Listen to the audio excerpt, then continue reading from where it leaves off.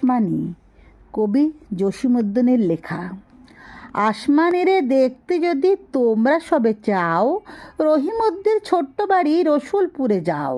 বাড়ি তো নয় পাখির ভাষা, ভেন্না পাতার ছানি। একটুখানি বৃষ্টি হলেই গড়িয়ে পড়ে পানি, একটুখানি হাওয়া দিলেই ঘর নড়বড় করে। তারই তলে আসমানিরা থাকে বছর ভরে, পেটটি ভরে পায় না খেতে, বুকের কখান হাড় সাক্ষী দিচ্ছে অনাহারে কদিন গেছে তার। মিষ্টি তাহার মুখটি ওতে হাসির প্রদীপ রাশি, থাপড়েতে নিবিয়ে দেছে দারুণ অভাব আসি। পরনে তার শতেক তালির শতেক ছেঁড়া বাস, সোনালি তার গা বরণের করছে উপহাস।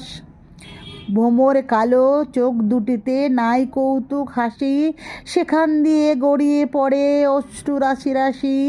বাঁশির মতো সুরটি গলায় ক্ষয় হলো তাই কেঁদে, হয়নি সুযোগ লয় যে সে সুর গানের সুরে বেঁধে।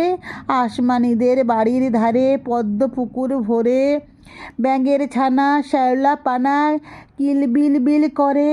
ম্যালেরিয়ার মশক সেথা বিষ গুলিছে জলে, সেই জলেতে রান্না খাওয়া আসমানিদের চলে।